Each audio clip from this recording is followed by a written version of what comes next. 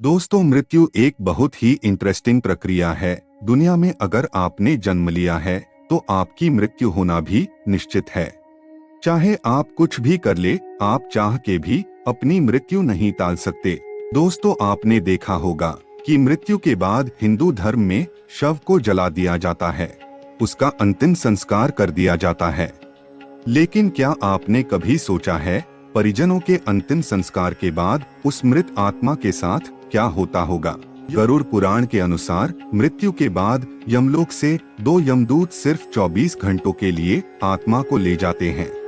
इन 24 घंटों के दौरान मृतक के परिवार वाले उसका अंतिम संस्कार और अन्य क्रिया कर्म करते हैं। उसी दौरान आत्मा को यमलोक में उसके किए गए कर्मों को दिखाया जाता है। इसके बाद यमदूत आत्मा को वापस उसके घर पर छोड़ देते हैं। उसके बाद 13 दिनों तक आत्मा अपने परिजनों के साथ ही रहती है और सब कुछ सुन व महसूस करती रहती है।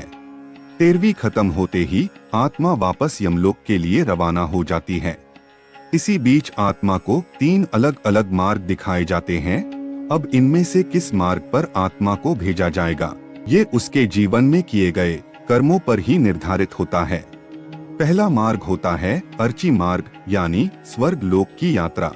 दोस्तों, जो लोग अपने जीवन में अच्छे कर्म करते हैं, दूसरों की भलाई का सोचते हैं, उन्हें स्वर्ग लोक मिलता है।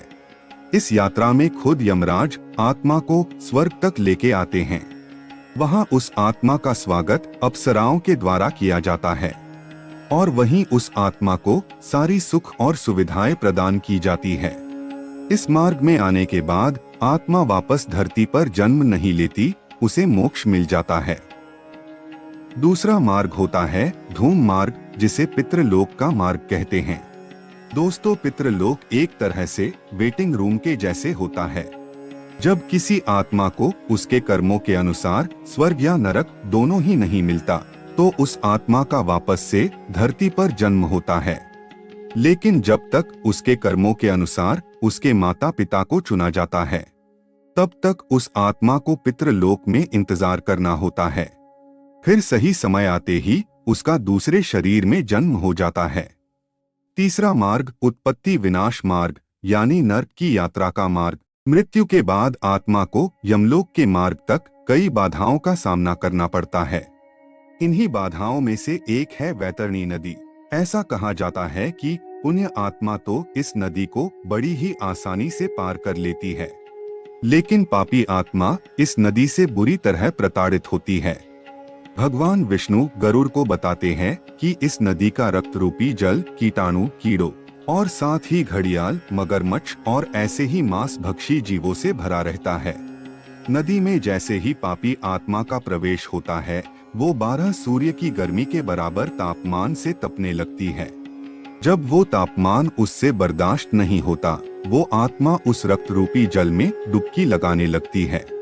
दोस्तों, जो लोग अपने जीवन में बुरे कर्म करते हैं या बस खुद के लिए ही सोचते हैं, उन्हें नरक लोक मिलता है।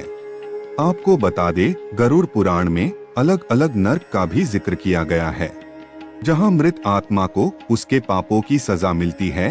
तो आइए जानते हैं। अंधकामिस्त्र नरक। यह नरक उन पति पत्नियों की आत्माओं के लिए है जो अपने साथी को केवल लाभ या उपयोग की वस्तु समझते हैं। इस नरक में उनकी आत्माओं को पीटा जाता है। यह बहुत ही तेज गति से चलता है। तमिश्रम नरक। इस नरक में उन्हें जगह मिलती है जिन्होंने अपने जीवन में दूसरों की संपत्ति हड़पी होती है। यहाँ पर उन्हें तब तक मारा जाता है जब तक वे बेहोश न हो जाएं।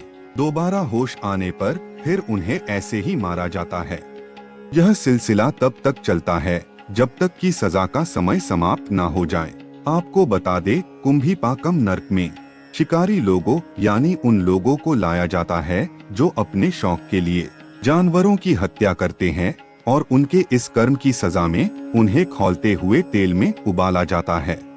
तो दोस्तों, आपने देखा कि अंतिम संस्कार के बाद आत्मा के साथ क्या क्या होता है और आत्मा को किस हिसाब से स्वर्ग या नरक का मार्ग मिलता है। अगर आपको ये वीडियो पसंद आई हो तो इसे लाइक, शेयर और चैनल को सब्सक्राइब जरूर करें।